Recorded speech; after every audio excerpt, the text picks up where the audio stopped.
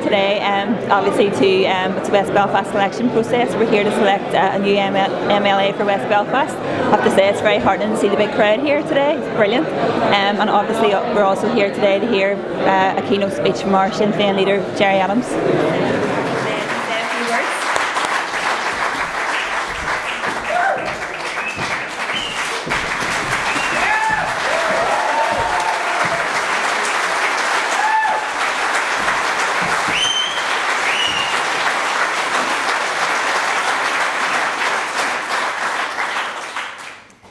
Okay, well, Gerry made my agah as an honor show horch do. Just is eintach more and privilege a bheith reinithe the first year mar an Sinn Fein channel, so tá me disaster sin anu. Just boil am ra agus mar soldíh like to Paul Maskey MP Shall eintach mai a anu sa cantar seo agus bei sé mar like hard act to follow, but bei me ag Jenny Minihal sin anu. So le takeíocht ó na daoine seo má first year agus takeíocht an foran atá agin sa channel bei me ag Jenny Minihal an dúlan seo anu. So just mar ocail scur, just while I'm buas a goal Dave Arish agus ra go me sasta just an ma seachtaí Hilarish anu, so gur mai agah.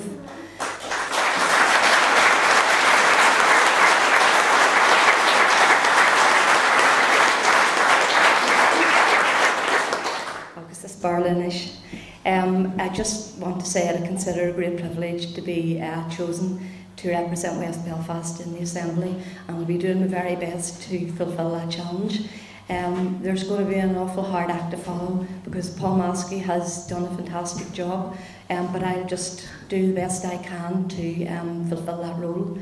I hope to get support from the people here in West Belfast and from the great team we have up at the Assembly. So with that and with the experience that I've gained over the years and working with Fran McCann and all I've learned, I hope I'm going to be able for that challenge. So just Gerry me and my Agverish. Okay, Gerry me.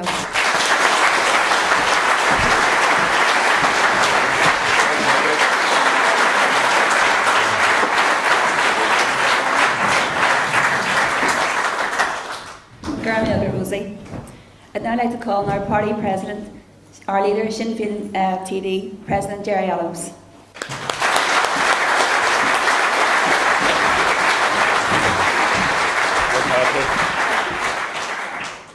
Michael Yor, well, our dus go garja has the Rosie, Sinn Scale Untak, August Ard has the Paul, Marner to be to the MLA to go Untak, so how much we're break that's it.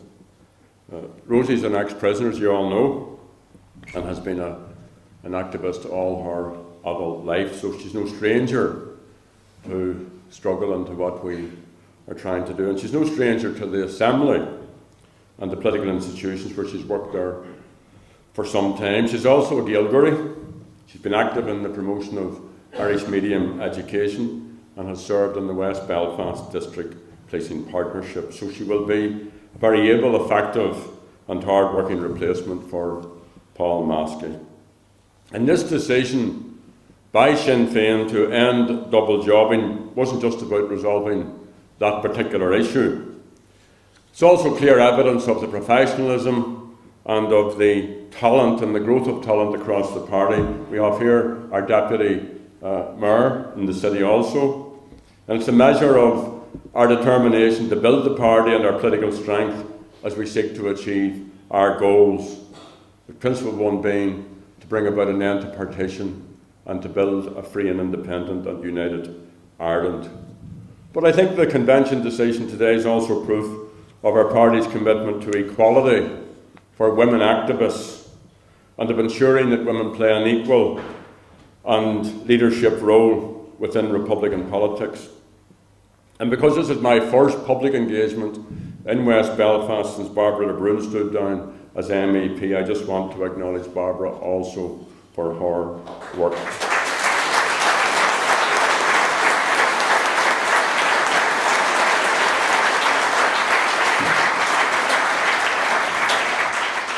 It's no accident that 3 of our 5 ministerial positions are held by women. And they have the talent and the wisdom and the politics to be very effective ministers in government. So I just want to take yet another opportunity to wish another West Belfast woman, Jennifer McCann, well in her appointment as a junior minister.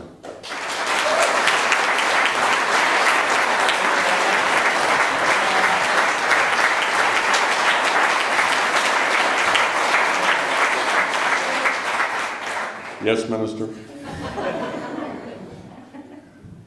And as a result of these different changes, we now have a dedicated team of 5 MPs, and we'll be led here in this constituency by Paul, who will be able to very effectively represent their constituents, but also they'll be able to get greater time and attention to building our relationship with the diaspora in Britain and with progressive elements, and to very, very actively promote in a programmatic way our United Ireland programme.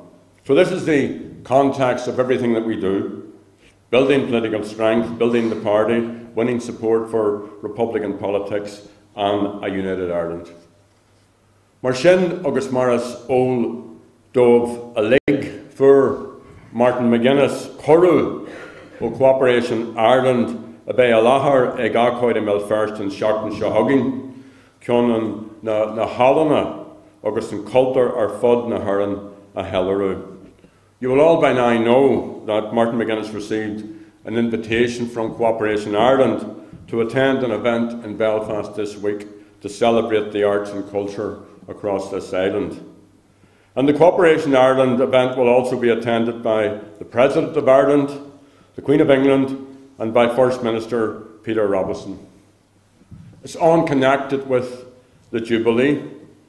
Ach mar go Keelan Shaw go Mulu Martin le Banri na Brachine bei Shaw Untak Jocker ag Poblachti agus Naishanti a Dullinch we lav forcing the Bratnia and Erin har na Blinta.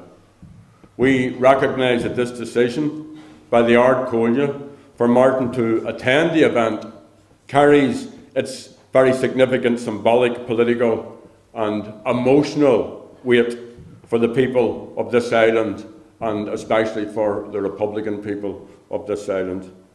And we're very, very mindful that Irish Republican and Nationalists have experienced the worst excesses of British rule here over the last number of decades, and that the British state and its relationship with our island over centuries has been tragic and difficult.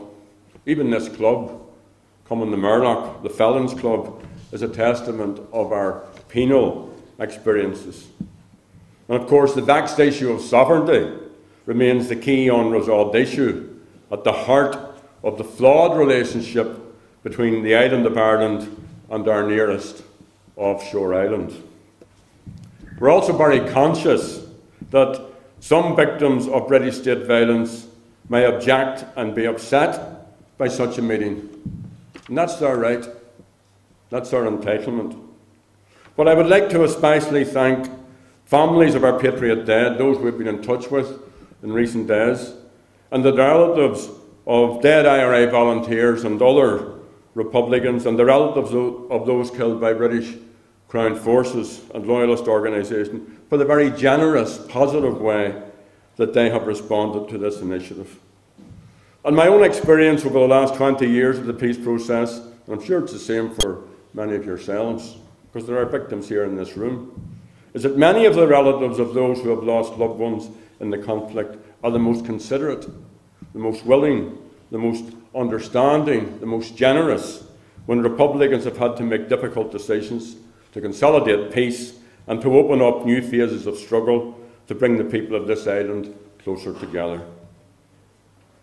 Our core Republican beliefs are rooted in the ethos and the philosophy of Wolfe Tone and the United Irish Society, who sought the unity of Catholic, Protestant and dissenters.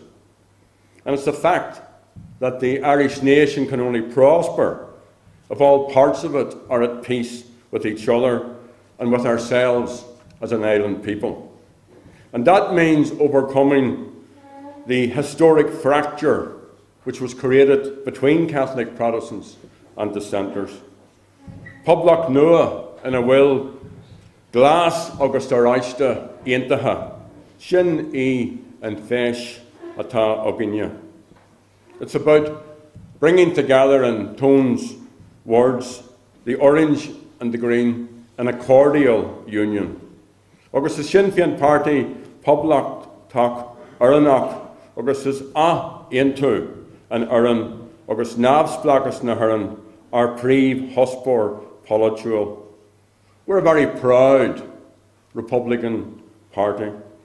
We're against elites. We're against aristocracies and monarchies and golden circles of any kind. We're for equality, for citizenship, and we're about the business of nation building. We want to see a real republic shaped out on this island, a new agreed Ireland based on the rights of citizens is needed to achieve this. So I want to speak directly to Unionists. We acknowledge the British Queen's place in the hearts and minds and sentiments of the Unionist communities, though as Republicans we do not subscribe to the ideas of royalty and monarchy. This meeting is therefore a meeting of equals. Our leader, Martin McGuinness, is equal to everyone else at that meeting next week.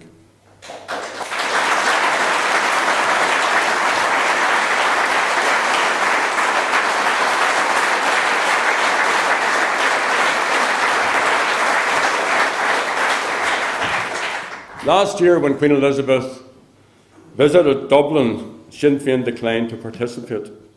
And that was exactly the right decision. That visit marked a rapprochement in relations between that state and the British monarchy. And that was a good thing. It also took almost 100 years to achieve. In the course of our visit, the Queen of England made some important gestures and remarks, including an acknowledgement of the pain of all victims, which demonstrate the beginning of a new understanding and a new acceptance of the realities of the past. And I welcomed that at that time and said it should be built upon.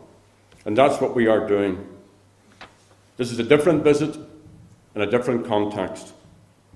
From my first individual encounter with Irish republicanism in the 1960s, and since all of the time in between, we have constantly spoken of the need to create an island in which our Unionist neighbours can be comfortable. Policy documents, speeches, statements repeatedly set out our willingness to try and understand what Unionists mean by their sense of Britishness, and we've committed ourselves to finding ways of accommodating this in a new agreed Ireland.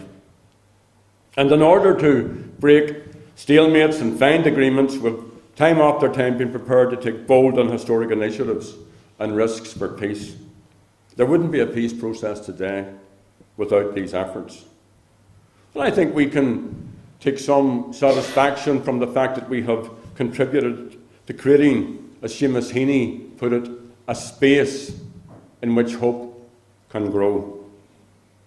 So this week's meeting is a very clear expression of our desire to engage with our Unionist neighbours and to demonstrate that we're prepared to go beyond the rhetoric as we seek to persuade them that our new Ireland will not be a cold house for Unionists or any other section of our people. Now, Unionists don't need me to tell them that they've lived on this island for centuries. This is their home. It's where they belong. It's where they will remain. Our Protestant neighbours also have a proud history of progressive and radical thinking, which many of them may not be conscious of. The founders of Irish republicanism were mainly Protestant. They were for the emancipation of their Catholic neighbours and for equality. The fall of the Bastille was celebrated in this city. Thomas Paine's The Rights of Man were widely read. And this is a history which should be reclaimed by the people of the Shankill and Sandy Row by the Protestants of County Down and Antrim. We're Democrats. The republic we seek to build will be pluralist. It will be an Ireland of equals, in which there's space for everyone and for all opinions and identities. It will be an Ireland in which all our citizens can live comfortably and in harmony and with mutual respect. And apart from all the other challenges, this means tackling the obscenity of sectarianism. Sectarianism demeans us all. It cannot be tolerated, and it must be eradicated. So Sinn Féin is for a new dispensation in which a citizen can be Irish and Unionist, where one can claim Britishness and be comfortable. It's an Ireland which has to be based on the foundation of equality. An Ireland which would, in a real and inclusive way, live up to the ideals of the 1916 proclamation and cherish all the children of the nation equally. Public nua in a will glass August Araista Intaha, Shin E and Fish, Ata Ogin Moradurt me Bamacha O'Hin. Tone put it well when he talked about a cordial union. And the Ard Chomhairles decision reflects a confident, dynamic, forward-looking Sinn Féin demonstrating our genuine desire to embrace our Unionist neighbours. It also reflects the equality and parity of esteem arrangements which are now in place, and it will create new platforms and open up a new phase in our relationships. It's another important and necessary step on our collective journey.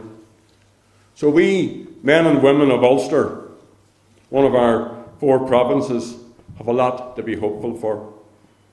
We're too close to each other to be apart, and Sinn Féin is for our communities uniting and integrating here in Belfast and across the north and across Ireland. James Craig, the first Unionist Prime Minister of the North, recognised this. That time it was an orange state. And he said, "In this island, we cannot live always separated from one another. We're too small to be apart, or for the border to be there for all time. The change will not come in my time, but it will come." That's the first Unionist Prime Minister of this state. So, take him, go by in Keynote Shaw Crua, August Ann Jacker Egdini, go haraha victims dina forci aram na Bratinia. I've acknowledged earlier, and I just want to reiterate our sense that this decision does cause genuine and understandable difficulties for some people, not least for victims of the British Crown Forces in our country. And it's very, very clear that legacy issues have to be dealt with, and Sinn Féin will continue to engage in that work. But our decision is the right thing to do at the right time and for the right reasons. And I want to ask all Sinn Féin members and Republicans to support this initiative, and I would urge everyone to build upon it, everyone on this island to take ownership of our future. We'll be judged by our actions. We have to change Irish society.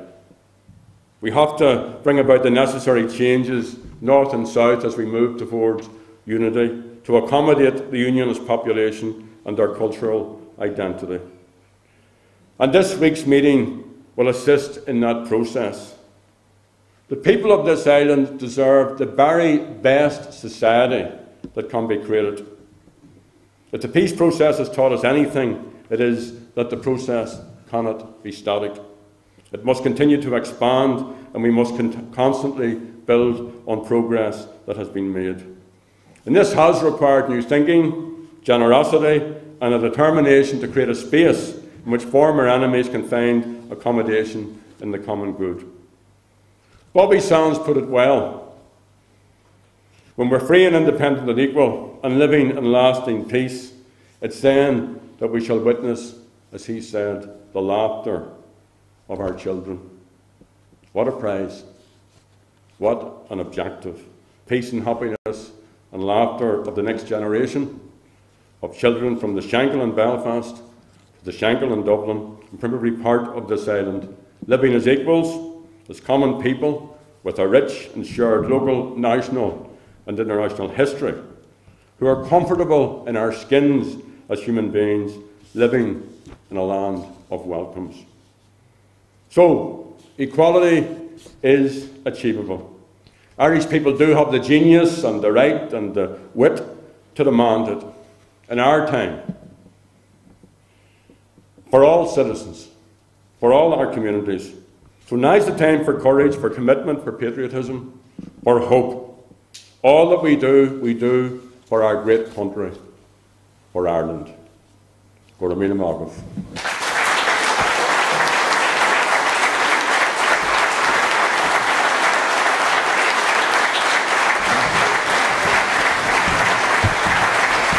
Well, I'm very pleased to see Rosie elected here today to replace Paul as the MLA for West Belfast. Rosie has many years working in the political system behind her. She's actually my political advisor in Stormont. So I'm looking forward to working with her in her new role over the coming weeks and months. I think all Republicans would have difficulty with the issue of Martin meeting the Queen, but we understand there's a bigger prize involved, and the issue of nation building and outreach with unionists is vitally important if we're ever going to unite Ireland and ensure that everyone within that united Ireland is comfortable within it. It doesn't feel in any way threatened, and there's not a cold house. So we have to place the meeting in its proper context. It's one about moving forward, reaching out to unionists, and hopefully in the long run it will pay dividends. Well, since the Ard Chomhairles took its decision earlier this week, I, like many other activists, have been going round and speaking to people at a grassroots level. Very humbling experience always to go in and speak with the families of our patriot dead. And I'm always amazed, not completely surprised, but always amazed and heartened of how far ahead our grassroots activists are. You know, I'm going in many ways to give a political rationale, and they're giving me the rationale. You know, Republican grassroots can see where we're going, can see the leadership that's been provided by people like Martin McGuinness over decades. As Gerry Adams said during the course of his contribution, Martin McGuinness is going to be the same Republican next week as he is today, as he was 20 and 40 years ago. I've just come from a commemoration in the Short Strand where people are very, very upbeat, they're adamant, they are very, very conscious of our history and where we're coming from and what they have come through, but also very, very conscious of the initiatives that we need to take in a practical way to put in place those stepping stones towards and those building blocks towards a very, very realisable united Ireland. So this is another big initiative and a series of big initiatives that Republicans have taken over the decades of struggle and over the decades of peace and political process.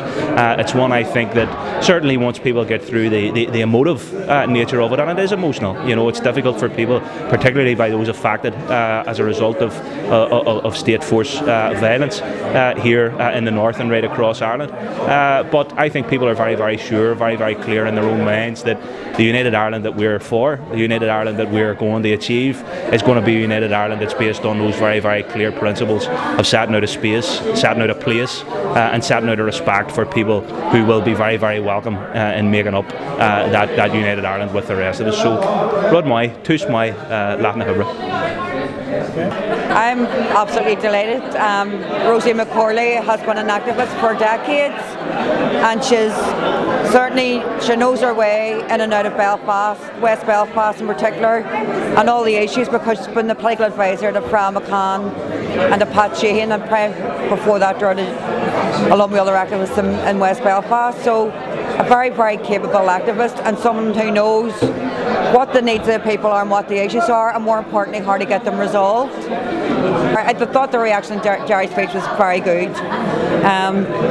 I, along with others, have spoken to many families from at the end of this week and even as late as this morning and early this afternoon. And you know, the things that Gerry said have certainly made people appreciate the new focus that is on reconciliation on this island, and certainly the new focus, maybe just not a new focus, but certainly bringing back to the public's mind that we are a United Ireland party. We're for an All Ireland institutions, an All Ireland, I suppose, implementation of those bodies. And I suppose for me, I think the big thing and one of the most important things about Gerry's speech was that Martin McGuinness is going to be the same Republican he was before meeting the British Queen as what he will be afterwards. And we respect the fact that she's not our Queen. We're not for monarchy. We're all Islanders, but we also respect that the British Queen's held very dear to a lot of Unionists and Protestant people who we already share the silent with. And I thought Gerry summed up that very, very well. And you can see even from the reaction in the hall that many people are very, very supportive of this latest initiative. It's a great honour to be selected, and it's a big onerous task to follow Paul, because Paul has been a brilliant MLA for West Belfast and has done a great job. So I mean, they're big shoes, so I'll just have to do my best to see if I can fulfil the same sort of role that he did. I thought Gerry's speech was a very meaningful and a very thoughtful speech. I think it really did touch all the bases in terms of the big issue that is facing. You know, a lot of people have got concerns about the visit of the British monarch, and it's not something that they identify with. And as Republicans, none of us identify with monarchy. But I think it's a sign of where we have moved to in terms of our struggle, in terms of conflict resolution, that we can rise to a challenge like this and meet our representative, Martin McGuinness, can meet the British Queen on an equal basis and be there as a representative of the people of Ireland. So, I mean, I think it was a good, I mean, as Gerry's words were thoughtful. I thought they were magnanimous, and I hope people will take comfort from them, because he does make reference to the people who have particularly been affected by the actions of the British forces in Ireland, and some of them will feel it maybe more deeply than others. Some of them will see it in a progressive way also, and we'll see it as a step in the right direction. I mean, I think it's a sign of our growing maturity and where we've come to, and you know, on an international stage. So I mean, I do think it's a positive move, but acknowledging that it's not easy for some people.